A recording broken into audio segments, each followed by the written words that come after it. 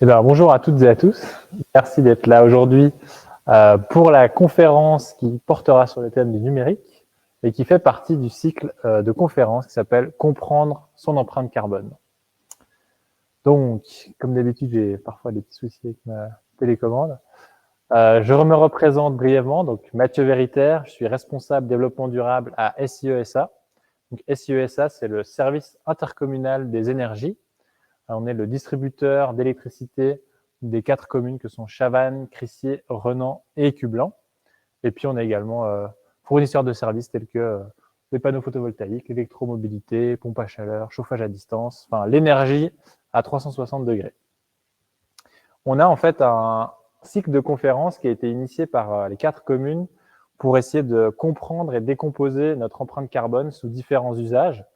On est aujourd'hui à la 5e conférence, donc l'avant-dernière.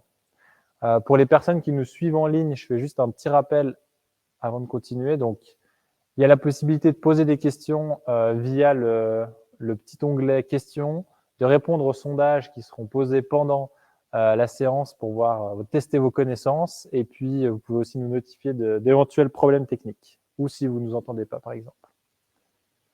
Donc, comme je disais, on est à la 5e conférence puisque la toute première n'est pas affichée ici, mais s'intitulait en gros l'empreinte carbone, qu'est-ce que c'est? Et puis ensuite, on a été plus précisément dans chacun de ces thèmes en profondeur. Toutes les précédentes conférences sont en réalité déjà disponibles en replay. Il faudrait que je mette à jour ce petit slide. Et aujourd'hui, on est sur le thème du numérique avant de faire les achats le 1er novembre. Donc aujourd'hui, on va parler surtout du contexte général du numérique, redonner 2-3 chiffres clés, vous donner le contexte aussi pourquoi c'est important d'en parler lors de ces conférences, avoir les impacts carbone de nos différents usages du digital pour qu'on puisse situer les ordres de grandeur.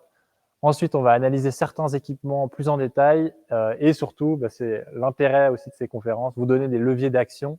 Il y en a une belle liste aujourd'hui pour réduire votre empreinte carbone dans cet usage-là qu'est le numérique. Et puis, je répondrai aussi à vos questions. N'hésitez pas à lever la main. Je vous donnerai un micro pour ceux qui sont ici ou ceux qui sont en ligne. Vous pouvez nous écrire sur le chat. Donc, on commence toujours par un petit quiz. C'est juste pour voir un peu si vous avez déjà réfléchi à ce sujet, voir un peu quelle est votre sensibilité à ce sujet-là. Donc, la première question est la suivante. Quelle est la part de consommation électrique mondiale due au numérique? On pourrait aussi dire qui est consommée par le numérique. Est-ce que d'après vous, alors on va le faire à main levée pour ceux qui sont ici, puis dans le chat, vous pouvez voter. Est-ce que d'après vous, c'est 2% de la consommation électrique mondiale qui est consommée par le numérique? Non. Plutôt 5%. Une personne ici. Plutôt 10%. Ouais. Et plutôt 15%. Ok. Je regarde aussi dans le chat. C'est surtout 5% qui ressort. Donc, on est en fait sur... Ah, c'est en train d'évoluer. Alors, la bonne réponse, c'est 10%. Mais il faut savoir que c'est une part qui continue d'augmenter petit à petit. Mais si on fait une photo, on va dire, cette année, ce serait plutôt aux alentours des 10%. Donc, c'est non négligeable puisqu'on est aussi dans un contexte de potentielle pénurie électrique. Donc, il faut savoir que le numérique a une grosse part à jouer aussi dans nos consommations électriques. Ensuite, suivante question, d'après vous, dans tout le flux de données qu'on peut avoir qui transite sur les réseaux Internet, quelle est la part du flux de données qui est dédiée à la vidéo? Alors, d'après vous, est-ce que c'est 50% de tout ce qui transite comme données? Qu'est-ce qui est vraiment que dû aux vidéos? Peut-être que c'est 60%. Personne. Peut-être 70%. Ouais, une majorité ici. 80%. Alors, une personne. Si on a combien? On a 80% qui ressort. Alors, on est un peu moins que 80%, on est à 60%. Ce qui reste quand même très, très important, puisque ça veut dire que l'essentiel de ce qu'on fait sur Internet, c'est regarder des vidéos ou diffuser des vidéos. Donc, je ne sais pas si pour vous, c'est surprenant ou pas, mais ça veut bien dire que dans les usages qu'on a d'Internet, c'est ça qui va accaparer le plus de nos, si on veut, ce qui transite dans les câbles sous-marins et par Wi-Fi, c'est surtout de la vidéo. Donc, on en reparlera plus tard sur les différentes plateformes et aussi qu'est-ce qui est à privilégier ou à bannir quand on regarde des vidéos. Mais ce chiffre-là est intéressant à garder en tête. Donc, je vais vous situer un peu le contexte avec quelques chiffres clés que je trouve sont assez parlants. Donc, il faut savoir que le numérique, c'est 10% de l'électricité mondiale, on l'a vu juste avant. Pour se représenter ça, c'est l'équivalent de 100 réacteurs nucléaires. Ça donne une meilleure idée de voilà, ce qu'il faut pour faire tourner, on va dire, le digital actuel. Si l'Internet était un pays, ce serait le 3e plus grand consommateur d'électricité, après la Chine et les États-Unis. Donc, c'est globalement énorme. Chaque donnée transite en moyenne sur 15 000 km. Donc, ça veut dire qu'à partir du moment où on envoie un mail, par exemple, et que ça va passer de notre ordinateur à un serveur qui lui-même est relié à un autre serveur, et ainsi de suite, on va faire presque 15 000 km. Ça dépend forcément de ce qu'on va regarder. Si c'est des données très locales qui sont d'un site dont le serveur est en Suisse, bon, ça va être moins long. Mais si on va utiliser des plateformes, ce qu'on appelle des GAFAM, les grands groupes tels que Google, Apple, Amazon, Facebook, bah forcément là, ça va transiter pour aller jusqu'aux États-Unis. Donc en moyenne, 15 000 km, c'est un chiffre aussi assez impressionnant. Il faut savoir que la majorité des infrastructures existent physiquement. Donc il y a quand même des câbles qui passent sous l'océan. Ensuite, on passe environ, en moyenne, ça nouveau, c'est une moyenne, 5 à 15 heures à regarder des vidéos. Donc, ça corrobore ce que je disais sur les 60%. Donc, on passe plus de temps sur nos supports numériques, mais on passe en tout cas 5 à 15 heures juste pour regarder des vidéos. Donc ça, c'est après à chacun de se positionner avec ce chiffre, mais c'est aussi impressionnant quand on pense que quand on n'avait pas ces supports-là, peut-être qu'on faisait autre chose de ce temps-là. Et surtout, on a 9 milliards d'appareils connectés dans le monde. Donc ça veut surtout dire qu'on est toujours en train de produire plus d'équipements. C'est un chiffre qu'on va voir plus tard, a toujours tendance à augmenter. Et ça veut surtout dire que ces équipements, il faut les construire et il va surtout falloir les traiter en fin de vie. Donc ces 9 milliards d'équipements, c'est un chiffre important parce qu'il faut se dire que derrière ça, il y a de l'extraction de matériaux, il y a du traitement de métaux, il y a des personnes qui vont devoir travailler dans certaines conditions pour produire ça aussi. Et puis, il y a le recyclage qui va aussi générer certains déchets, certains composants toxiques. Donc, plus on a d'appareils qui s'accumulent et qu'on produit, plus on va engendrer un impact carbone important. En parlant des matériaux, justement, donc j'aurais pu aussi le faire sous forme de quiz, mais là, je vous donne la donnée directement. On estime que le taux de recyclage des déchets électroniques, il est actuellement très bas, environ à 17,4%. Donc, on n'est pas très bon, en fait. On arrive souvent avec des cas où les déchets électroniques terminent dans des grandes décharges. Et c'est parfois des personnes qui vont aller chercher peut-être à récupérer des matériaux précieux. Mais comme c'est en très faible quantité et très compliqué à aller extraire, malheureusement, on est encore très mauvais dans l'extraction ou la récupération des matières premières intéressantes dans l'électronique. En 2019, on a généré 53 millions de tonnes de déchets électroniques. Donc, c'est mondial aussi, ça. Et on est en train d'augmenter en fait la quantité de déchets annuellement. Donc, l'augmentation du nombre de déchets électroniques en 5 ans est de 21%. Ça veut dire qu'on achète toujours plus d'objets qu'on jette ensuite. Pour donner aussi un peu une idée de ce qui se trouve dans des appareils électroniques, il y a une petite photo ici qui montre qu'on a pas mal de métaux.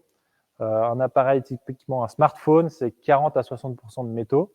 Et puis, on a, alors évidemment, c'est chaque fois des fourchettes, puisque chaque appareil est différent, 30 à 50% de matière plastique et synthétique, et enfin un peu de verre et de céramique.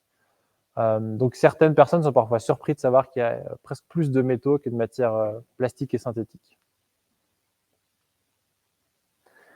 Un terme dont on va pas mal parler aujourd'hui, c'est la notion de analyse de cycle de vie.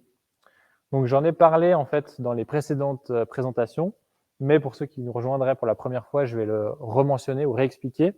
Donc, un produit, on a toujours tendance à peut-être considérer que sa phase d'utilisation, mais en fait, il faut surtout regarder tout son cycle de vie, comment il a été produit, d'où viennent les matières premières, ensuite comment il a été transporté, distribué, comment on l'utilise après, et puis comment il termine pour sa fin de vie et sa revalorisation. C'est intéressant, on le verra plus tard, parce que l'impact majeur, il n'est pas forcément là où on l'imagine. Donc, je ne vous spoil pas tout de suite. Il y a un chiffre aussi intéressant, c'est qu'on oublie en fait que pour produire, c'est un peu comme quand on parlait de l'alimentation, 1 kg de bœuf, il y a besoin de X kg de nourriture à l'origine et d'eau. Bah là, c'est pareil pour les ordinateurs. Typiquement, un ordinateur qui ferait 2 kg, on a besoin en fait de 800 kg de matières premières mobilisées. Donc, il y a énormément de matières qu'on va devoir extraire pour avoir les premiers métaux, mais aussi pour avoir même chaque composant plastique, hein, on va devoir, issu des énergies fossiles, on va devoir aller l'extraire quelque part. Et sur son cycle de vie, 124 kg de CO2 sont générés lors de sa production. Et ensuite, 169 sur l'ensemble de son cycle de vie. Donc, qu'est-ce que ça vous dit, cette première chose? C'est qu'en fait, la majorité des impacts CO2, c'est pendant la fabrication et les matières premières. Donc, c'est vraiment le premier carré qu'on a là en haut, qui représente presque 2/3, voire un peu plus, de l'impact CO2. Donc, c'est pour ça que c'est vraiment important de regarder tout le cercle, parce que si on regarde que l'utilisation, on va avoir une quantité de carbone très faible, en fait, qui ne sera pas représentative de la vraie émission carbone liée à l'usage d'un ordinateur portable, par exemple. Et puis, autre chiffre intéressant, on considère que c'est environ 4,2% de l'énergie primaire consommée par l'humanité qui est nécessaire en fait pour faire fonctionner construire tous ces supports. Donc là, on prend en compte aussi justement les hydrocarbures et le charbon. Donc là, je parle d'une chose différente de ce qu'on a vu tout à l'heure, qui était l'électricité nécessaire pour faire fonctionner nos appareils. Là, on parle de l'énergie primaire qui est utilisée pour, on va dire, tout le cycle de vie.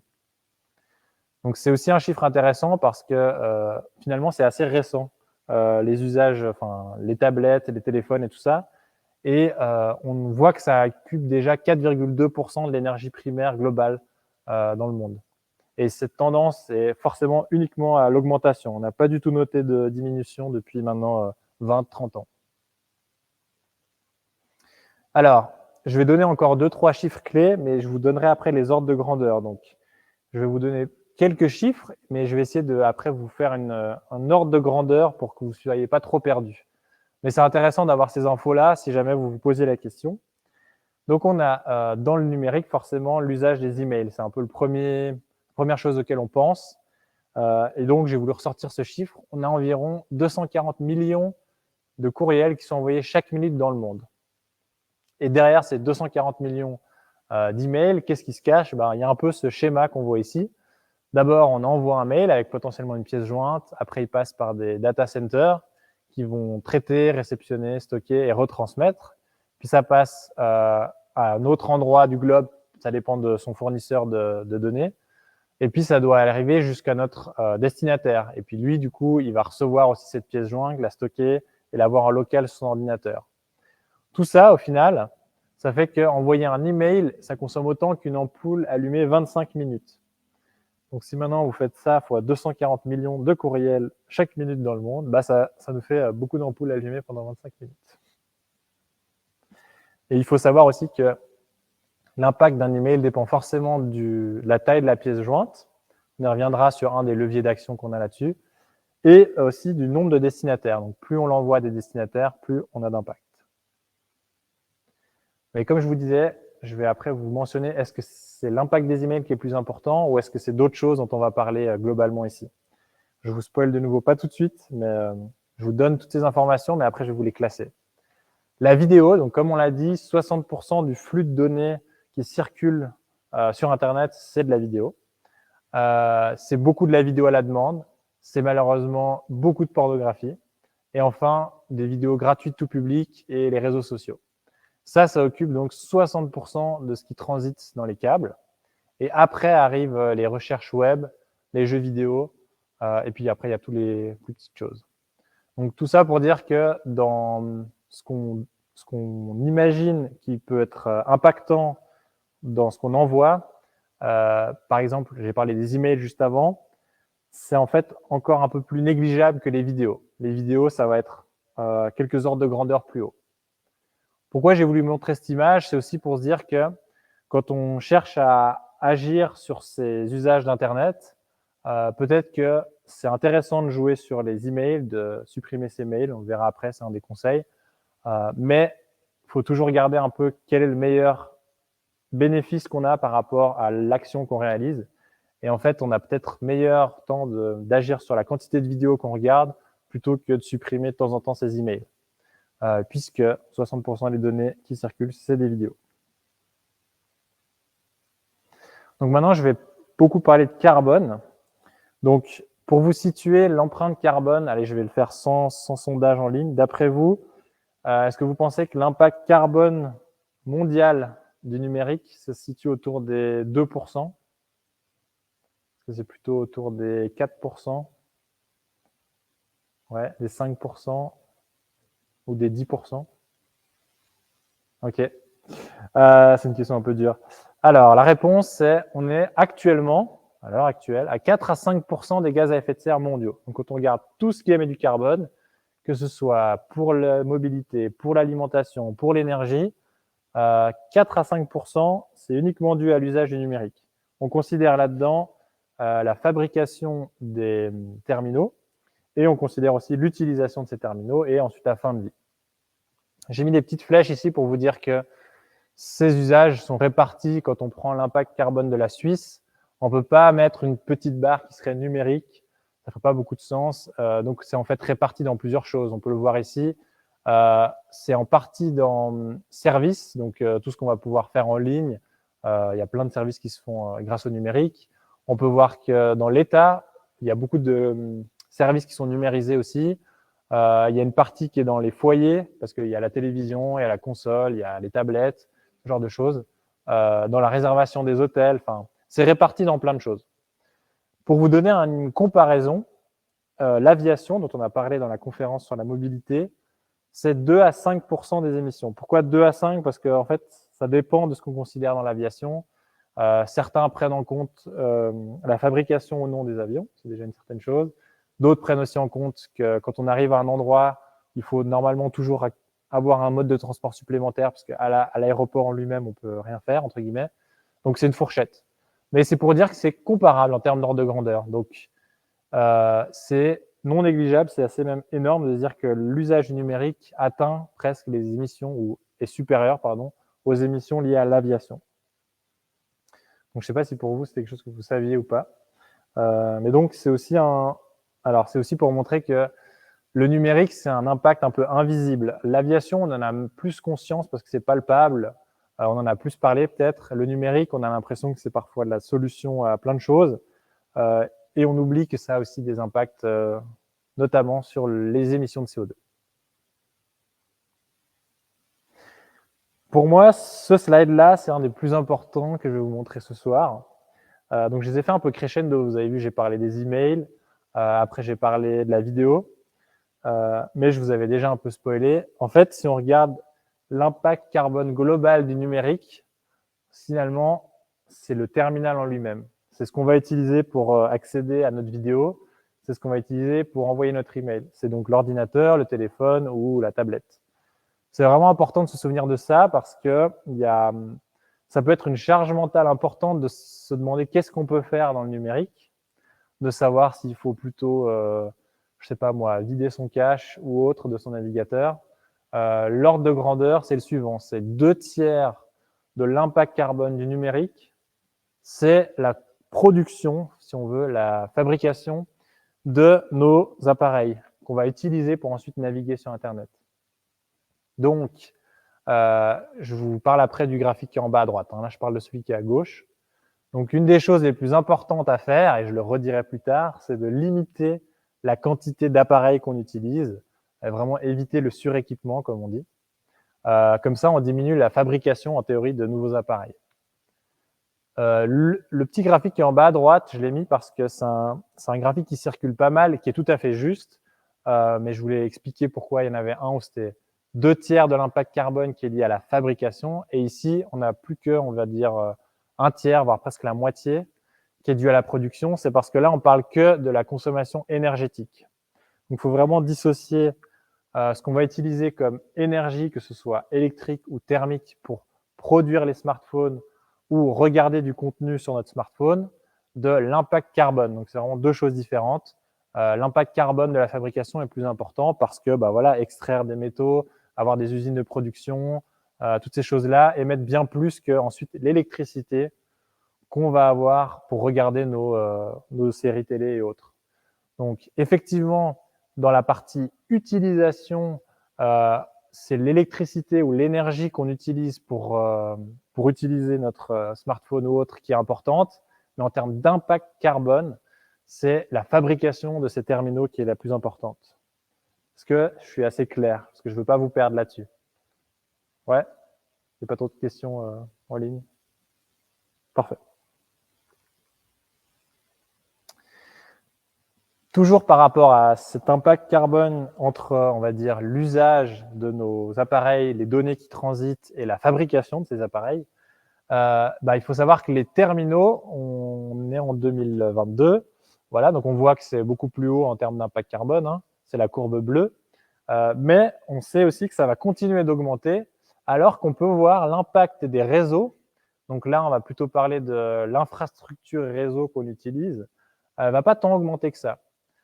Donc, bien entendu, en fait, on a besoin de câbles, la fibre optique et ce genre de choses pour faire transiter les données, mais c'est vraiment pas là où il y a le plus d'impact et c'est pas non plus là où on risque d'avoir un problème majeur. C'est plutôt dans l'augmentation du nombre de terminals qui vont ensuite utiliser cette infrastructure qu'on va avoir un impact qui n'arrête pas d'augmenter. Puis les data centers, c'est au milieu. On voit que ça augmente aussi parce que plus on produit de données, plus il faut les stocker. Mais donc, c'est pas forcément l'infrastructure réseau qui va poser problème, ou en tout cas qui pose problème d'un point de vue CO2, c'est vraiment la quantité de terminaux qu'on fabrique. Quand on parle de terminaux ici, c'est assez général. Ça peut être la souris d'un ordinateur, le clavier, l'écran. C'est pas juste, on va dire, les smartphones et les ordinateurs. Même ça peut être considéré comme un terminal. Alors, j'ai voulu ici mettre 2-3 chiffres, mais ne lisez pas toutes les petites lignes, c'est un peu long. C'est pour dire en fait qu'effectivement, on peut tout quantifier maintenant grâce, disons, aux bases de données qu'on a pour faire des analyses de cycle de vie. Donc, on peut dire, voilà, le fait d'envoyer un email, c'est tant d'impact carbone, donc ici serait 8 grammes. Le fait de lire un journal sur un ordinateur, ça émet 55 grammes de CO2. Et c'est des données qui sont intéressantes pour justement comparer les choses les unes entre elles. Donc, je vous ai donné 3 petits chiffres clés un peu. Un SMS, on peut dire que c'est 0,014 grammes de CO2.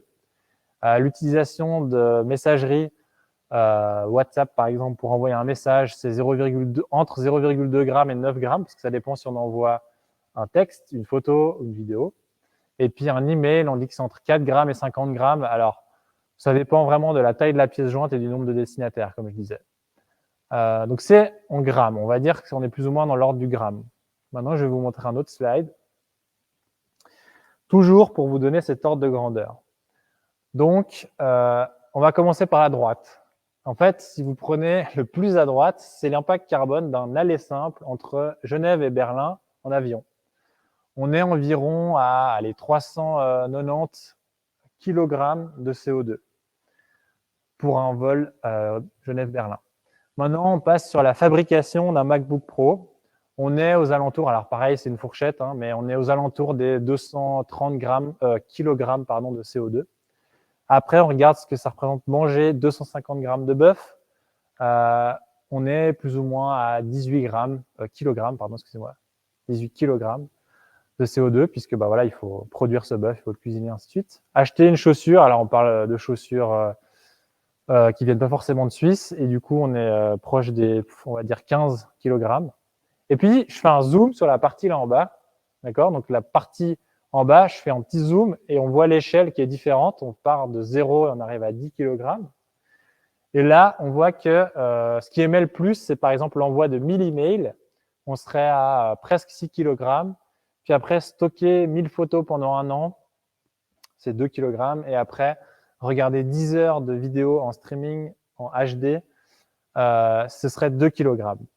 Donc, pourquoi j'ai fait ça? C'est pas que juste pour minimiser l'impact du numérique, c'est juste pour qu'on garde en fait en tête les bons gestes, puisqu'on s'inscrit dans un cycle de 6 conférences et qu'on peut être perdu avec tout ce qu'on reçoit comme info.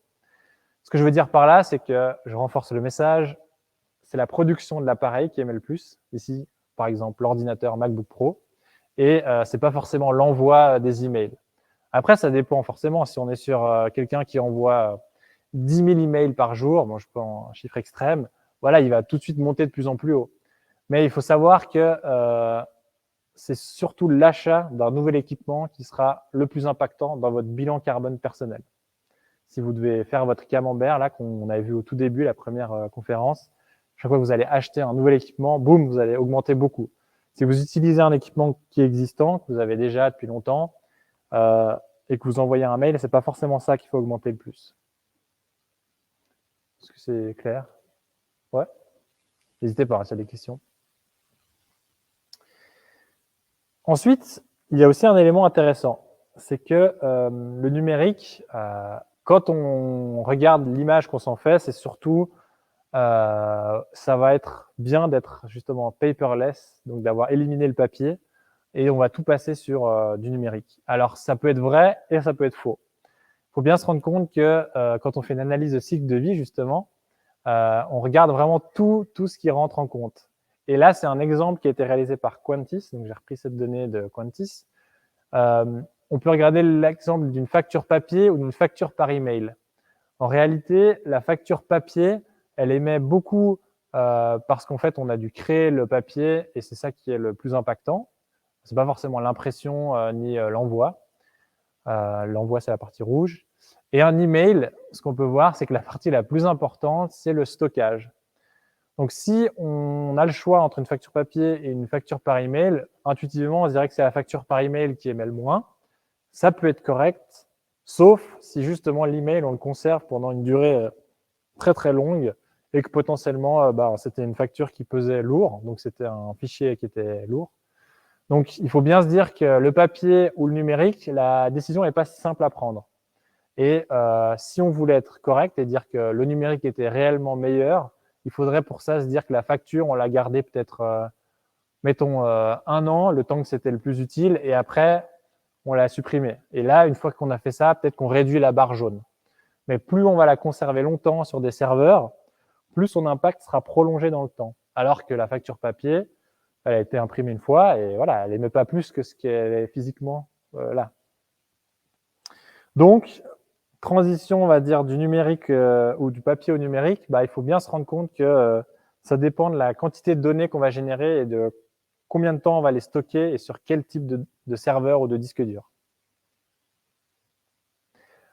Pour avoir un peu une notion justement de ces données qui transitent et de se rendre compte si on est sur quelque chose qui consomme beaucoup ou pas, je vais vous donner un autre exemple.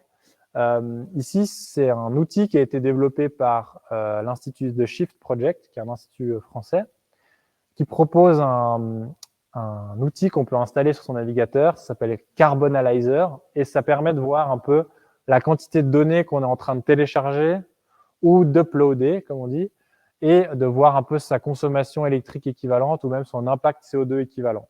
Donc, ça fait ça en temps réel. Chaque fois qu'on ouvre une page, qu'on clique sur un lien, tac, tac, on voit petit à petit la quantité de données qui augmente. Et pourquoi ils ont fait cet outil? Déjà, c'est pour peut-être monitorer pendant un jour, on n'est pas obligé de le faire tout le temps, son impact carbone sur une journée type.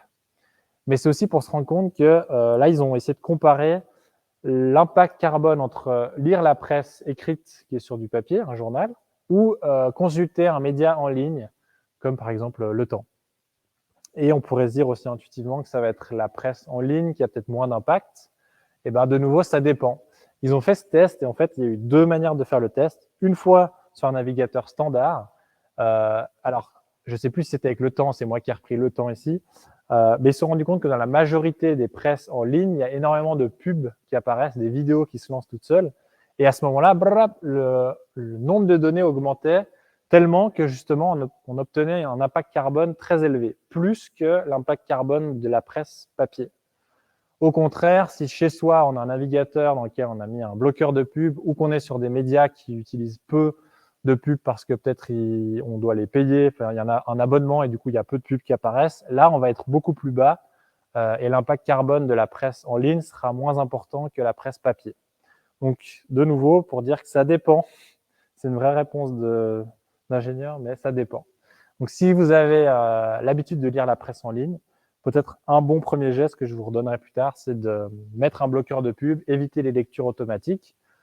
Comme ça, vous êtes sûr que vous n'avez pas justement des données qui transitent pour rien, qui étaient non désirées, qui font que du coup le numérique devient plus impactant que la presse papier. Vous avez des questions?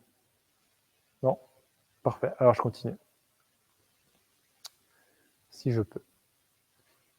Ça marche pas. Voilà. Donc maintenant qu'on a eu un peu ces chiffres clés, on va parler un peu des leviers d'action. Donc, le premier, c'est pour moi celui que j'aimerais avec lequel vous repartiez, disons, de cette conférence, c'est limiter le suréquipement, éviter les achats d'appareils neufs ou d'appareils non essentiels, puisque c'est lors de la production et la fabrication qu'on a le plus d'impact. Ensuite, c'est prolonger la durée de vie. Prolonger la durée de vie, c'est un peu simple à dire comme ça. Dans les faits, comment est-ce qu'on peut faire pour prolonger la durée de vie?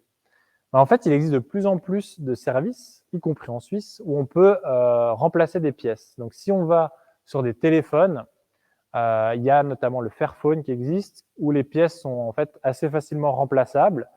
Il y a des pièces qui seront disponibles pendant une très longue durée, c'est ça leur principe.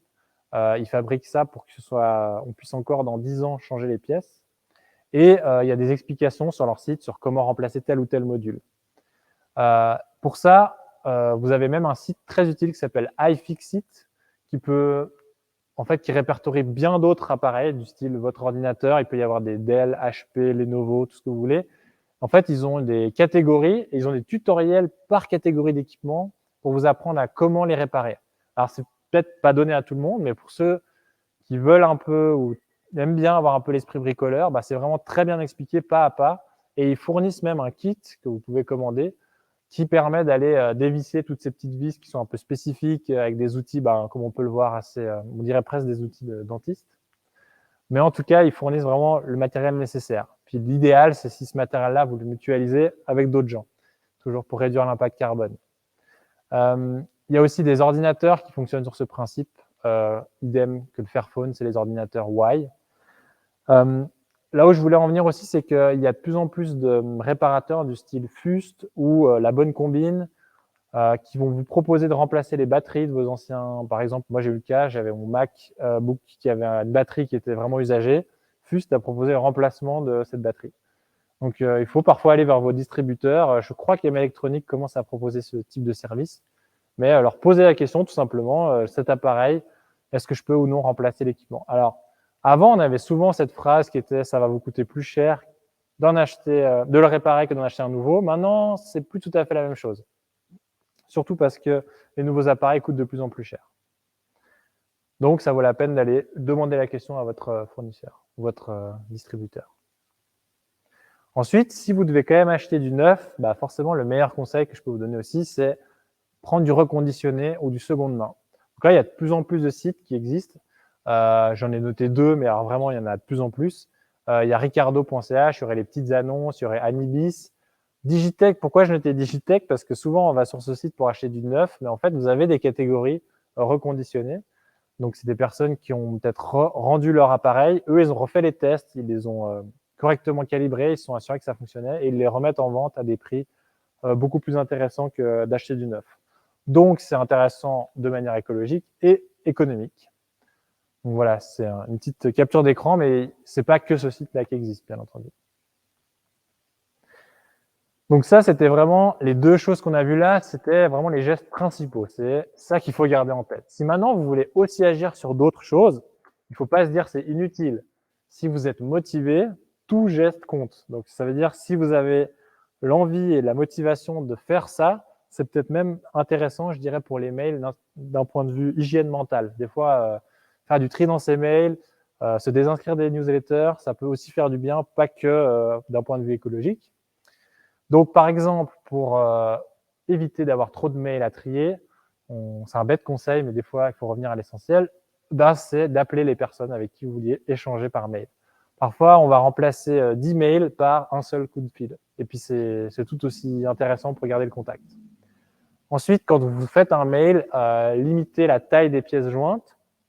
Si vous envoyez des PDF, notamment, je vais en citer un, mais il y en existe sûrement d'autres, Adobe Acrobat vous propose parfois de générer un PDF de taille réduite. C'est une option qui existe. Et ben, c'est mieux parce que plus votre pièce jointe sera petite, moins vous aurez d'impact. Si vous devez quand même envoyer des gros fichiers, mais que vous êtes par exemple au sein d'une entreprise, souvent maintenant vous pouvez envoyer des liens. Donc vous avez déjà votre fichier peut-être sur un serveur en ligne. Au lieu d'avoir un échange de plein de mails avec plein de copies de cette pièce jointe, vous aurez juste le lien qui pointe vers ce seul document et c'est celui-ci qui va être modifié. Mais au final, vous n'aurez pas toutes ces pièces jointes qui génèrent de l'impact par leur stockage. Donc utilisez les liens si vous pouvez. Ça dépend de votre infrastructure Internet, on va dire, de votre entreprise.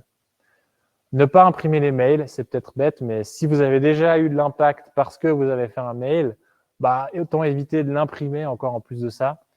Et si vraiment vous devez l'imprimer, conseil de base, recto verso, noir et blanc.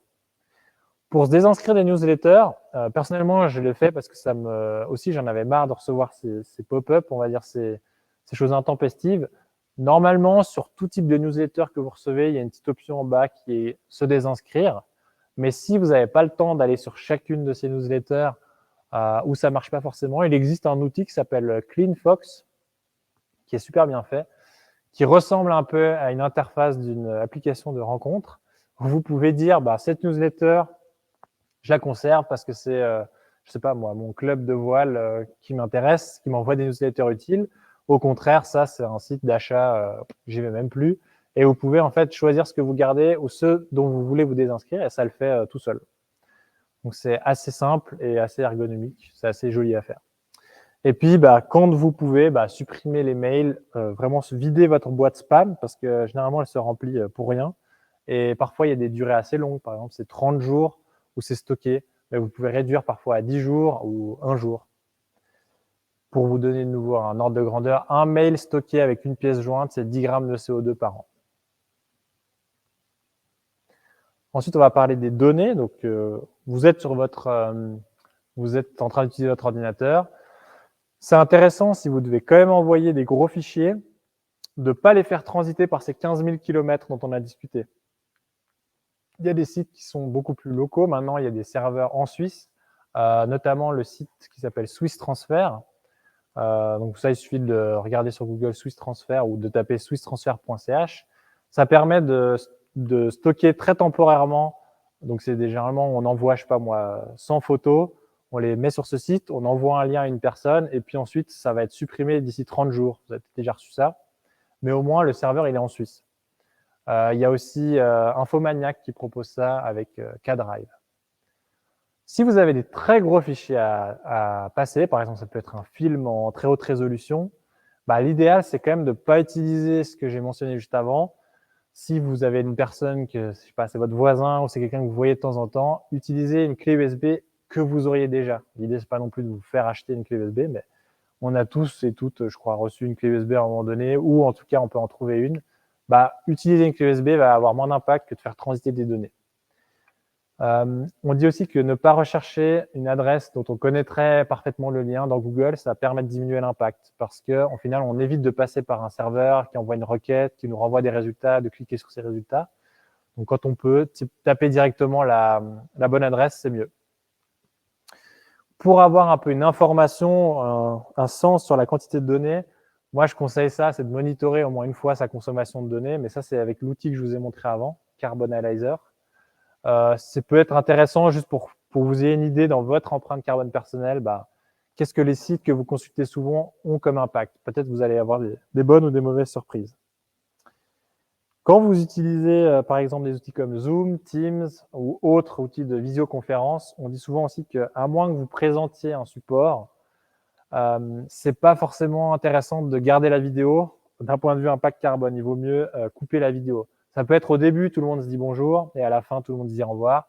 Mais ça sert à rien d'avoir une petite miniature avec la vidéo, la tête de tout le monde.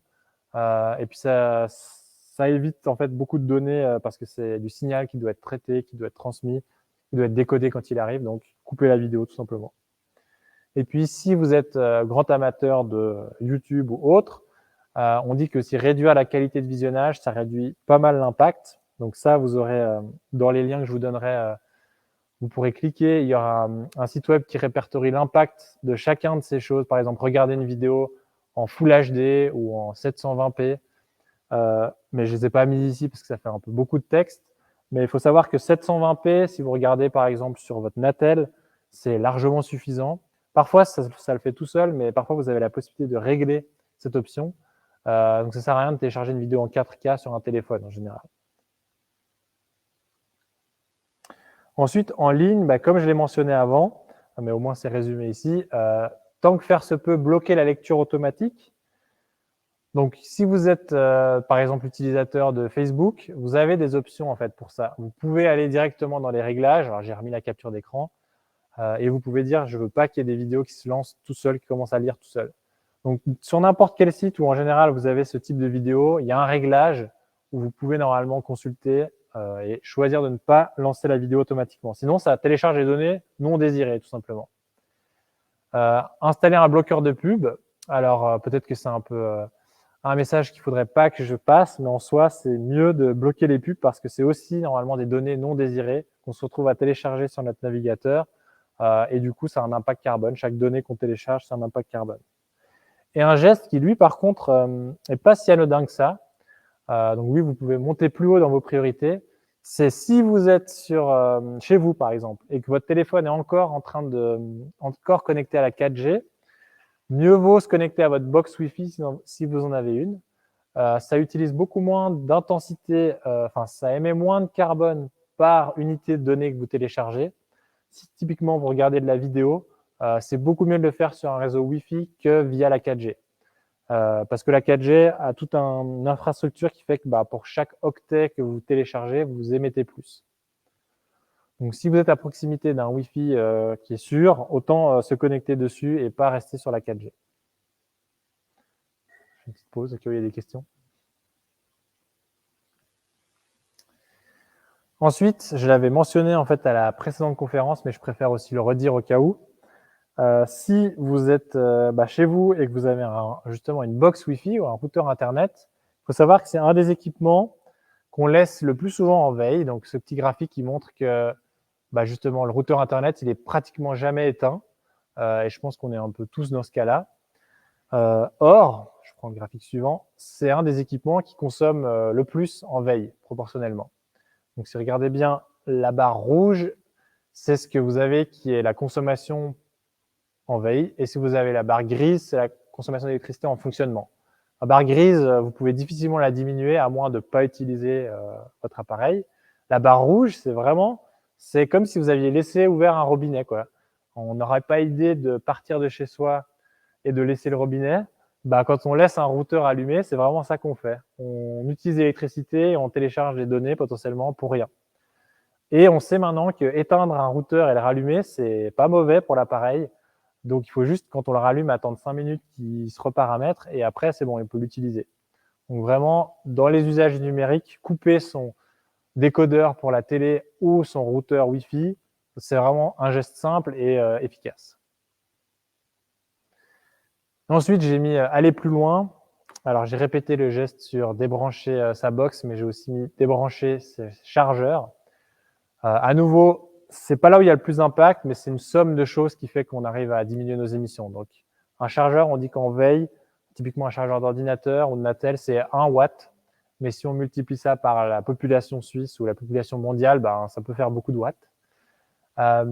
J'ai mis une ligne qui est un peu auquel on pense pas souvent, mais en fait, dans les livraisons, on sait qu'un gros impact du numérique, c'est aussi tout ce que ça a permis comme marché en ligne, achat en ligne.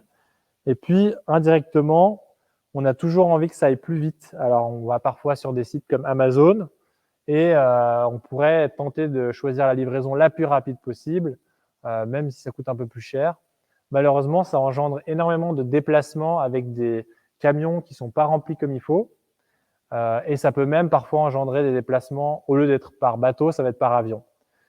Alors, c'est sûr que c'est un geste, ça va être contraignant parce qu'on va avoir notre objet moins vite, mais concrètement, on va beaucoup diminuer la partie transport de l'objet qu'on va acheter.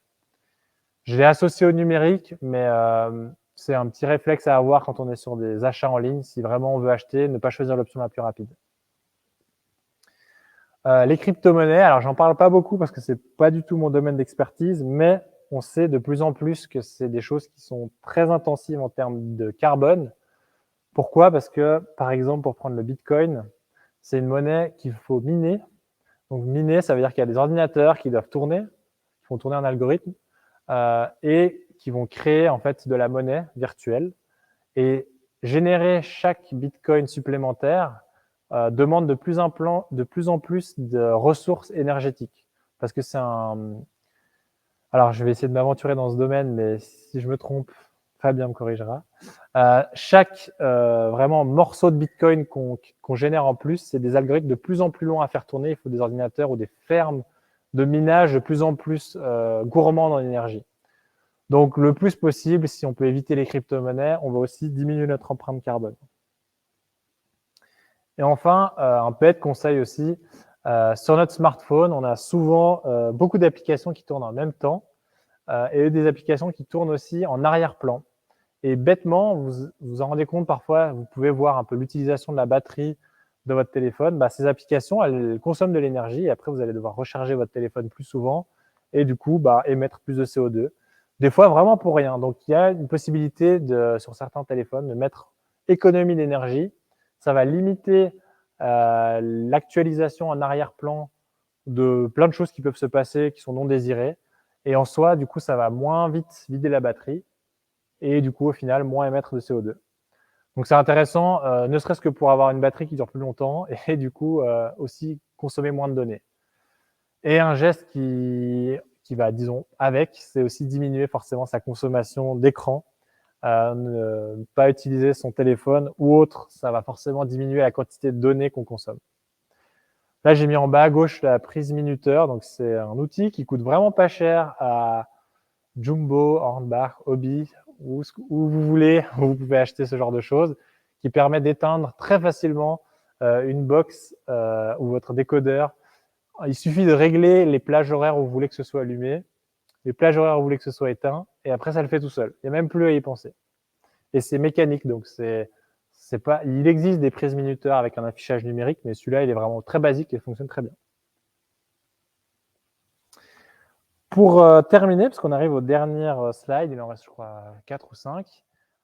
Ce site-là, c'est le site dont je vous parlais qui répertorie en fait l'impact carbone de plein de choses. Par exemple, lire pendant 1 heure un journal en ligne ou regarder une vidéo en basse qualité pendant 10 minutes. Enfin, ils ont répertorié toute une liste de choses. Donc, c'est disponible sur le lien que je vous ai mis en bas. Et c'est intéressant pour de nouveau avoir un peu un ordre de grandeur. Moi, j'ai sorti 2 statistiques que je trouvais intéressantes. La première, on peut voir que justement, stocker 1000 photos sur le cloud, ça a beaucoup plus d'impact que stocker 1000 photos sur un disque dur externe. Alors, à nouveau, je trouve qu'il faut regarder ça avec un peu de perspective. Il faut se demander si le disque dur, on l'avait déjà ou pas, parce que acheter un nouveau disque dur, bah, ça peut aussi avoir un impact. Mais même dans ce cas-là, je me suis renseigné justement en plus sur cette donnée-là, même en achetant un nouveau disque dur, stocker ces photos sur un disque dur externe, ça va avoir moins d'impact pour une raison toute simple, c'est que dans le cloud, c'est souvent dupliqué à plusieurs endroits. Donc, il faut se rendre compte que stocker quelque chose sur le cloud, en fait, c'est le stocker sur un disque dur qui n'est pas chez soi. C'est aussi simple que ça. Il y a un serveur quelque part, donc un disque dur qui est quelque part. Et ces photos qu'on aura sur un disque dur externe, au lieu d'être sur un seul disque dur, elles sont sur 3 disques durs potentiellement. Pourquoi? Parce que les fournisseurs, ils veulent évidemment assurer une redondance des données. Donc, OK, c'est très safe, mais en soi, vous avez du coup 3 disques durs à la place de 1 pour ces mêmes 1000 photos. C'est un peu une image grossière, mais voilà. Alors que si vous les avez à un seul endroit sur votre disque dur chez vous, bah, vous utilisez qu'un seul disque dur. Je sais pas si c'est clair.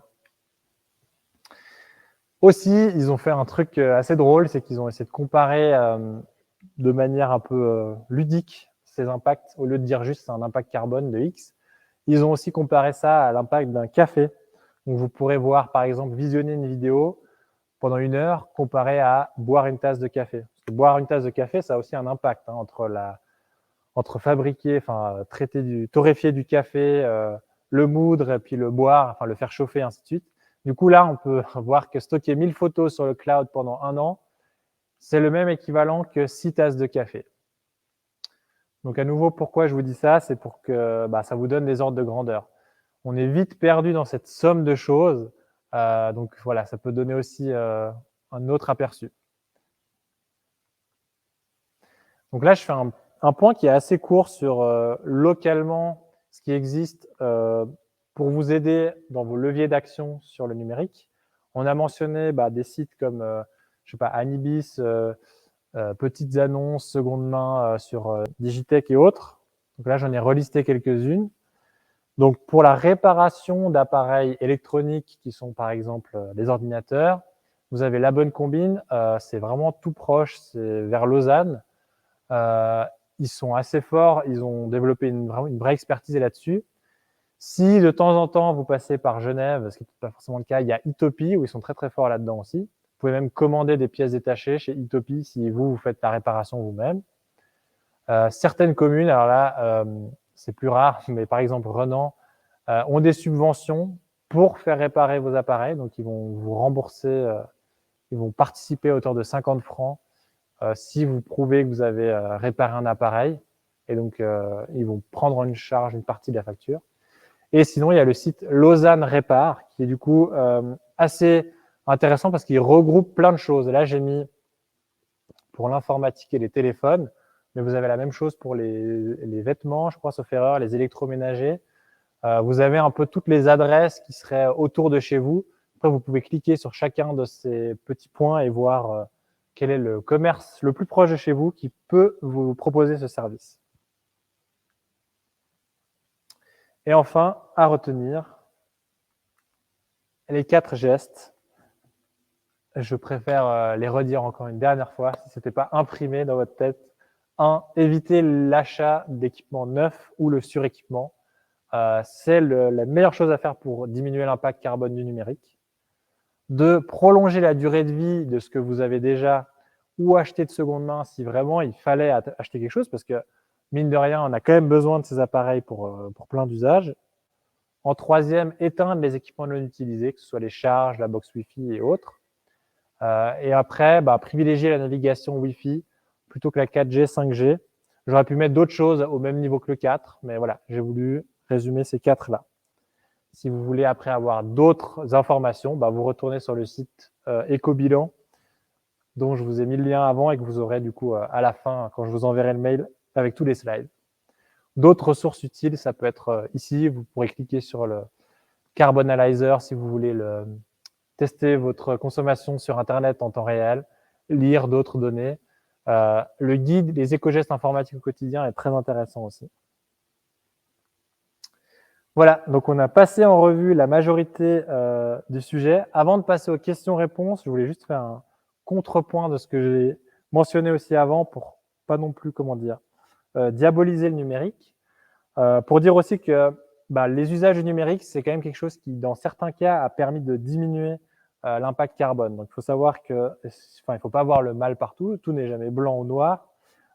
C'est notamment intéressant, comme on l'a vu, quand c'est bien utilisé. Donc, si vous échangez des données, mais que vous assurez de les supprimer si elles sont plus nécessaires, ou que justement, vous avez un mail que vous imprimez pas et qu'il n'y a pas de pièce jointe, l'usage du mail a quand même révolutionné beaucoup de choses.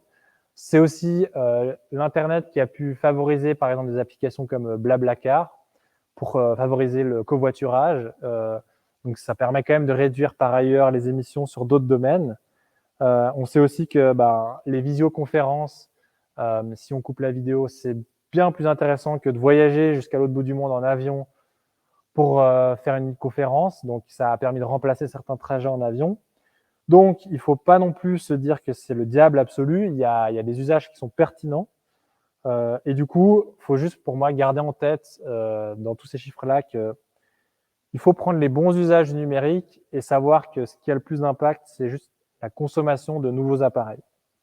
Voilà, j'espère que c'était assez clair et que ça vous a plu. Je prends volontiers les questions.